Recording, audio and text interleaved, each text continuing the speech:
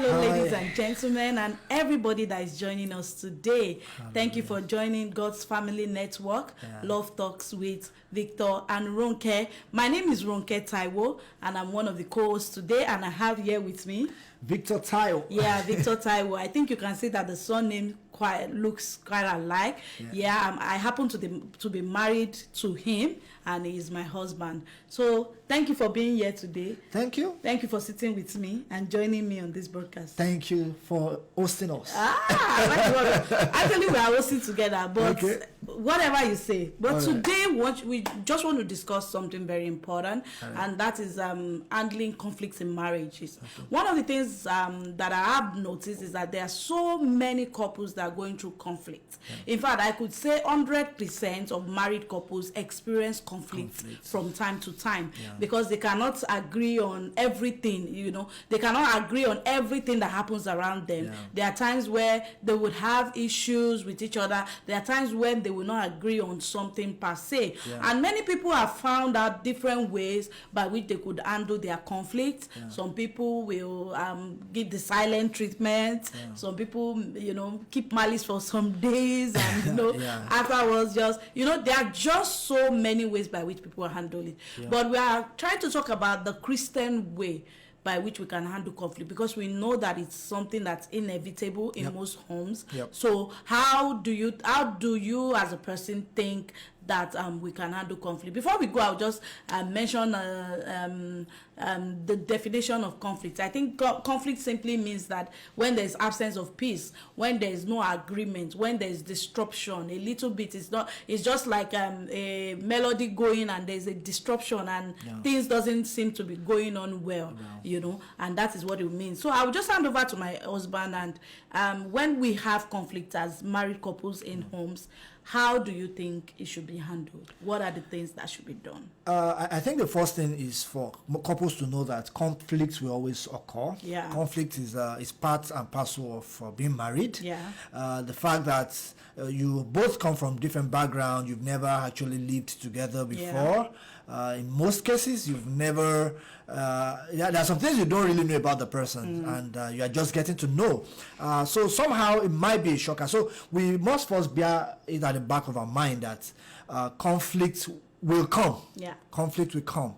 No matter how you look at it, be open-minded. Know that disagreement doesn't mean you are not united. It just means that you see things differently, and you need to come to a point of agreement with somebody said you disagree to agree. So when you have the mindset that, okay, look, this person might see these things in another way. Okay, and God puts diversity in marriages so that this person looks at it from his or her background, the other person looks at it from another perspective. So it actually brings an holistic look into issues. So now, when conflicts occur, what are the things to do? I would recommend that anytime there is conflict, we should apply what I call communication and constructive communication, because most of the time the kind of communication that people do when there is conflict actually causes more conflict. People will say, I'll give it back to him or her, just like that immediately. If you have to respond immediately, you should still make sure that you weigh your words carefully. Don't abuse the person. Don't use hard words. Use words that can really, really help the person to see and understand the situation, so that if you're able to communicate why you did what you did, or why you're able to communicate what you did, what you want the person to see, then there's going to be the conflict is going to be pacified, when we're able to discuss things amicably. And most of the time, timing also is included. You need to be able to communicate at the right time. I would say most of the time, if somebody is really boiling, foaming and shouting, the best thing to do at that point is maybe just to keep quiet. Let the person really calm down, and when the person has really calmed down, you can look for another time that you can, be able to discuss with the person on, how you feel about what happened and what, you expected and things like that. So usually it requires timing. We need, the right time, to discuss, our disagreements. I usually say this, that, we should, always know the best time. The best time to talk about difficult things. It's not when maybe the man is hungry or the man just comes from a busy day. Very like tired. in Yoruba films, when he's sleeping, you can't wake him up and want to discuss. It's going to really be a problem. So communication should be timed. Communication should be soft. The Bible says soft speech turns away wrath. So I may be speaking from a pastoral perspective, because I believe God has laid out from the scriptures what are the things we need to do. In order to be able to manage. Before we go into that, I just wanted to add a little bit to the communication aspect. Apart from the fact that you look for the right time to communicate, I think we also have to look closely at the content of our communication. Like my husband said, a soft answer. Then another thing we need to do is that in communication, we shouldn't attack the personality of the person. We should attack the issue at hand. You understand? Attack the issue that, okay, it's different when you tell your spouse, you always do this. In fact, you are never this. You do this. You are so this. You are so rude. How could you? If you look at all those words, they are pointing a finger. That, okay, you are the bad person. It's because you are bad. It's because you are evil. That is why that is happening. But most of the time, I always advise people that, focus on your feelings, focus on the experience, and let your spouse know that, okay, what you did made me feel this way. This action evoked this kind of feelings in me. I felt bad. I felt jealous. I felt express how it hurts you, not what he did. Okay, for example, if you have a husband that probably likes talking to ladies, talks to a lot of other ladies, hugs them, and things like that. Instead of saying, "Oh, you are a useless man," or you are. Seriously, as Christians, we should not abuse each other. No matter what. Though the Bible says, if you call someone foolish, as small as they say, you are in danger. You are in a serious danger of hell. So as Christians, don't call people names. Don't say you are dumb, you are foolish. That or trying to look for a tag for the person that is he not that he's a shameless man, he sleeps around. Okay, what did you see him do? You saw him probably hugging another lady. How did he make you feel? It made you feel jealous. So when you want to discuss it, you are not discussing, you are doing this, you are doing that, because you probably didn't catch them sleeping with each other. Maybe if you caught them sleeping with each other, is another case entirely. But you probably didn't catch them sleeping with each other. But the fact that you just add the assumptions, you just immediately attack the person's personality, and the person would definitely want to defend his or herself, especially if the person is innocent. It is horrible to the person is annoyed, the person feels, how could you think of this about me? So instead of saying no, that just let the person know that because I love you so much and I want your attention, it actually makes me feel jealous when you give the attention you should give to me to other people. That way you made it about, okay, what you are experiencing. So communication should actually be about the situation, not about the person's personality, not about the person's issue. Because when we look at communication from an outer, from looking at the issues at hand, we can actually find solutions to issues easily. You understand? You won't just feel, oh, it's about this person, it's about this person, it's what this person is doing. But both of you can work together to find a solution. I'll just share an example of I and my husband. When we first got married, we had only one car, and I used to complain that we always were late to different things. And it was a simple thing, because the same car, we were going to drop the child in school and drop me in the office. or then go to his office. We just had a car. So the problem at that point was not my husband.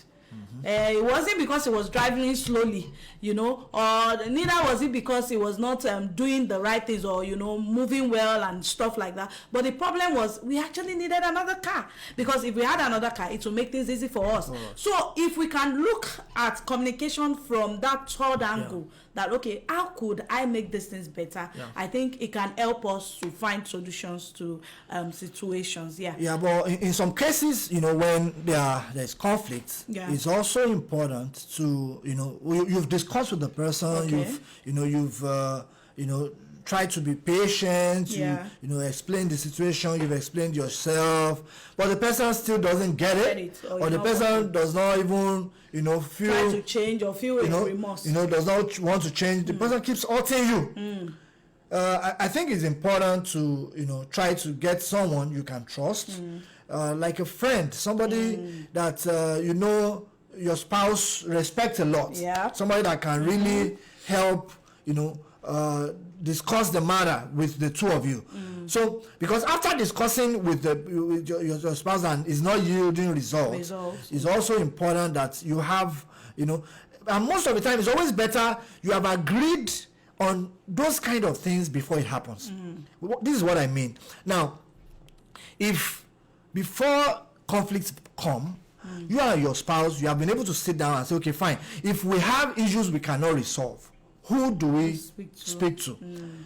And usually I encourage people who are yet to be married to, you know, because we did that, you know, before we got married. You know, we decided that who will be, you know, our marriage mentors. We decide who are the people who are our advisors. There are some people that we went to meet that gave us counsel, you know, about marriage before we actually got wedded. So anytime there's a problem, we are expected to take the matters to those people. Thank God for us, we've not had a reason to, you know, take those issues. You know, we never had an issue that. I mean, we've had arguments, we've had, you know, we've had, you know, things we had to discuss. Okay, I didn't like this, you didn't like that, and all that. But then it always dies there. It's not something that goes, that we can't just fix, that we have to look for, you know. So that's another thing that we might talk about later. But what's important is that if you happen to be in a situation where it's not resolved, it's better not to keep it, you know, killing your marriage. It's better to look for, you know, a trusted friend that you have both agreed together before, in the time of peace, to meet if there is, you know, a conflict like that. And of course, the person will sit with the two of you and listen to you both and be able to, you know, mediate on the matter.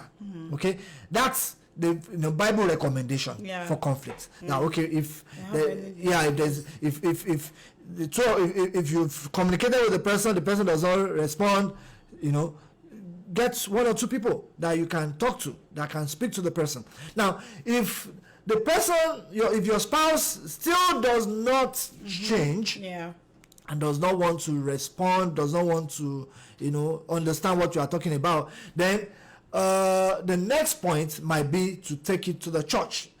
And that's what the Bible said. The Bible says we should take it to the church. And that means take it to, like, the pastor of the church. Okay? So if there is a problem, if you are a believer, you are in church, then your pastor or a pastor in charge of marriage, because some churches, you know, it's not the senior pastor that is in charge of, you know, marriage matters. They have a dedicated pastor that, you know, you know, people can go to discuss if they have issues. The person can sit down with them, advise them, and guide them. But in a case where, you know, the person is not a church person, or you don't really want to take it to the church, there are also specialists. There are people that are trained, who are even paid. Maybe my wife can tell us more about that, because she is a certified neuro-linguistic programmer. She's a life coach, and there are people that are certified in, you know, counseling marriages. Some of them you may have to pay. Some of them, because they are professional services, you know, it's just like you are going to see a doctor. You are going to see a doctor for your marriage, and when you do that, you realize that they will be able to look at it without being partisan. They are not going to take side with anyone. Most of the time, I get people saying that they have issues with speaking to people they know already, especially for some Christians might say, okay, I don't want to speak to my pastor about it because my pastor will support my husband. You know, my pastor doesn't always want to. In fact, some people have gone so far and go and submit to your husband, whatever he says. And the person is like, but you don't understand this issue. And the pastor is like, you are the wife. You should be the one submitting. If he acts like a goat, you be like a sheep, you know, and things like that. But the person still feels, okay, we need a more professional touch. You know, what are the other? Because I won't deceive you, they are very good pastors that have good hearts for the members, but their understanding might be limited in family or marriages. In fact, we have pastors that beat their wives. We have heard of situations like that, and you wonder that, but this person is a pastor. This person should, you know, understand, you know. So there might be people like that. So it depends on the couple. If you know your husband respects your pastor, you can go and meet beautiful, it's fine. But if not, you can even go and meet somebody like my husband said that the person handles marriages. You know, recently I was telling my husband, somebody just chatted me up on Facebook, I'm having issues with my husband, he doesn't listen to me, he's abusive, he's this, he's that, I want to just leave the house, I want to separate and divorce. And you know, probably the person felt I would encourage her that, oh, go on. And, you know, one of the things I told her, I was like, if you are sick, you have a leg pain and the leg is very painful, and you go to an hospital that, oh, doctor, in fact, you are almost dying. The pain was so much. And you're like, doctor, this leg is so painful. It's killing me. And the doctor was like, it's so painful.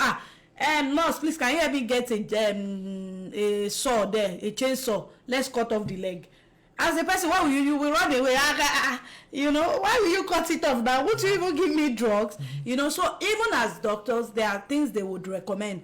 You know, they could recommend that, okay, take a drug. They could say, okay, if the drug is not, they could say, okay, at another level, come and take injection. The injection is not, then you have to do surgery. You know, they would try everything before they ever think of cutting the leg. And that is what the kind of mentality we should have in marriages. It's not about the fact that so far a problem happens now, then I'm out. You know, anything that happens, I'm out. It doesn't work that way. If you're having headache, you don't cut off your head and say, okay, because I have an headache, I have to cut off my head. In fact, the headache is almost killing me, let me cut it off. Then you are a dead man. You understand? So we should understand that there are other people that we can speak to, and in some cases, some people speak to families. Just look for the best setting for you as a family. For some people, they call their family members, you know, extended families, and they talk about it. There's nothing bad in that. Though the problem with the families must be selective. Must be selective, you know, because they too, they have their own preconceived notion. You know, so it's not. It's usually best, you know, the choice of who to, you know, who to consult has to do with, number one, how trained is the person. Is the person, you know, trained? Like most pastors are trained anyways in counseling. Most of them have experience. They've been counseling for years. Okay, but many of these pastors have gone to Bible school. They've gone to, so they've learned about counseling. You know, okay, but there are other professionals, just like my wife said, who are actually trained too.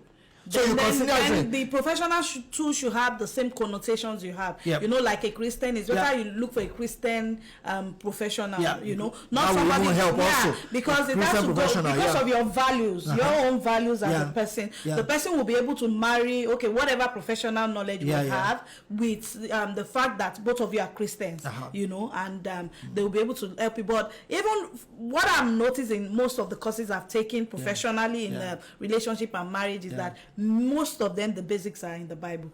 Most of them, because you just wonder that this thing they are teaching me, this is Bible. You know, most of this emotional intelligence, you know, all those things that we learn as coaches, they are found from the scripture. So majority of this kind of people can help you. So I think it's about the fact that it's not bad to ask for help. And it's good to look at the lifestyle of whoever you are going to meet. For example, if you are asking somebody who has divorced, you know, his or her husband, yeah, about advice about what issues you are facing in your home, you know, definitely the person is going to come up with an idea of divorce very soon. Yeah, does it really matter? Well, yeah, it does. Because probably I think it depends on the situation that the person who is divorced found themselves with. Some of them, it might not be their choice. Some of them, it might be the fact that so my husband left me, married another person, and now I'm alone. So if they still have biblical knowledge, they can still help people. But I understand what you are saying. That I'm actually empathetic with people that, you know, are divorced, because it's a very painful thing. But what I'm just trying to say is that if you know, if you want to look for advice on a particular subject, for example, you want to ask about making money, it's best you ask from somebody who is making money in the area you want to make money. Somebody has achieved somebody who knows it, who is practicing it. So if you want to ask about somebody about marriage, it's always good you look at if this person is a wife beater, if you go and ask advice, after some time it will tell you, look, this wahala your wife is giving you is too much. Why don't you try a slap and see it will reset her? You know, there are men that have that kind of mentality. That, look, you just need to give her a resetting. As if, you know, so that you have a brain reset. That's why, you know, it's not every friend that that can advise you. It's not every, even family member.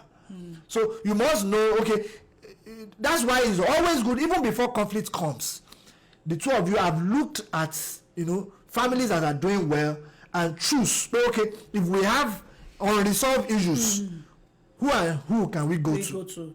So that you can at least have then another thing that this just came to my mind now, I wasn't even thinking of it, is that the fact is that most of the time your resolve is the most important thing, your desire and your determination to take a step. You know, I always notice that whenever I just say I want to take a step, probably I just have an idea that I want to learn about this and I want to take a step. Immediately I might just see somebody talking about it and say, this is something that is happening, if you want to know about it, and I'm like, are these people reading my mind? How come they know that this is what? So something about God is that he just wants our willingness. You know, the Bible says that if you are willing and obedient, you will eat the good of the land. You know, he wants our willingness for change, our willingness for help, because you just notice that sometimes God will just send somebody along your path, you know, that can even help you in that situation, that might not even know what you are going through, or you can just go to church and that Sunday, you know, that will be what your pastor will preach, and you'll be like, does this man know? You know, so sometimes it happen like that. So why am I saying all this? We should always not forget the part of praying too. We shouldn't say, because most of the time the information on the internet, when somebody has a problem and say pray about it, people are like, is it prayer will we eat? Is it you know, people attack it, and I'm scared. I'm like, why should people attack prayer? You know, I'm serious. Some people will even write, you know, all these people that post on their, some of them will write, I'm going through this, I'm kiniko. Then after they will write NB, matured advice, please don't advise me to pray because I've already prayed. You know, like there's a cark or something the devil is trying to do to, you know, take away the place of prayer. Because sometimes in the place of prayer, God will give you a solution. You know, prayer is not just about, I've said it. And that also, you know, brings me into the subject of, you know, challenging couples to fight for their marriages. Don't give up too soon. I noticed that most of the time when people give up, you know, say, I've tried all I could, let him or her do what she wants or what he wants. I've just given up. Then that's giving up. Don't give up. You know, I used to say this, you don't pray, you have not prayed until you get your answer. So if you say, I've been praying, I don't want to pray again, so then you have not prayed. You pray when the answer comes. It's just like somebody said, I've been reading, I scored 0. No. The evidence of you reading is when you pass very well. So people will not accept it when you say, I've read but I got 0. Okay, so you keep reading till you pass. When you pass, you say, okay, this guy in fact knows book. it's the person that passed that people will say knows book. So I just want to encourage us, let's fight for our marriages. Don't let's give up on it. Don't give up too soon. I'm not saying stay and die. I'm not saying when it's abusive, if you're at risk, if you are at risk of, you have to leave that environment. If you are at risk of being killed or whatever. I'm not talking about extreme situations like that. But it's not at every slight, challenge, every difficult, or trial or challenge in the home that you say, okay, I want to opt out. No, let's fight for our marriages. Let's fight in the place of prayer, because all these things we're talking about, it takes effort. You have to keep doing it. You have to keep doing it. You don't stop. There is, in loving somebody, it takes effort. It's what you do every day. It's not something you stop. You don't say, oh, I've loved him yesterday, I don't love him. I like women that have children. You can't say, I gave my child Rabina to school yesterday. In fact, I packed this lunch today. No lunch for you because I've done it yesterday. No, it's an everyday thing. You keep loving, you keep doing everything. Love doesn't give up. It doesn't give up. Because you don't just say, okay, because I've done it before, I will not do it again. I think we'll be stopping on this note today. But next time we are still going to be continuing on this topic, because I want us to discuss. Let me just give people a taster of what we will talk about next time. I want us to discuss about the fact that if I have done every other thing, I have family has spoken to us. In fact, the bishop, the overall bishop, Lord Bishop presiding, overall Bishop Pope. In fact, we have called the Pope from Rome. Where is the Pope? I think it's in Rome. Italy. We've called the Pope self. The Pope have stalked. We've called all the family. In fact, everybody, NTA knows this issue. Everybody, we have spoken to the biggest marriage counselor, but my spouse is not changing. My spouse is still doing this thing to hurt me. In that situation, what do I do? So I believe it's something we are going to be discussing next time. That's very important. Yes. What do I do? What should I do? Do I just give up, or what do I do? So we'll be discussing that the next time. I hope you actually had a good time. Thank you for spending time with us. Thanks for watching. We look forward to you watching these episodes because we believe that there's someone here. Please do share this video. Share it, like it. Then drop your comments. Drop questions, ideas, even topics that we can discuss.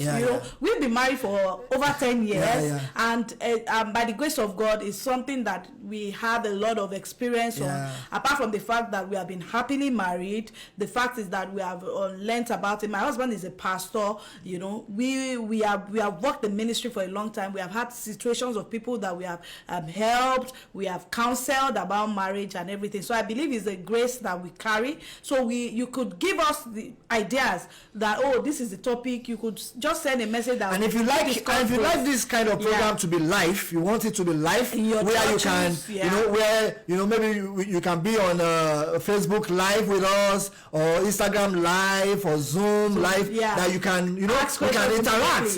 You can let us know. Let's know. Put it in the comment below, and we'll be able to schedule a time if as God permits to be able to bring it as a live event. So we want to appreciate you. Thank you so much. This is God's Family Network. Okay, so I want to encourage you to tune in and continue to enjoy God with us. Thank you. And bye-bye. Bye. Bye-bye.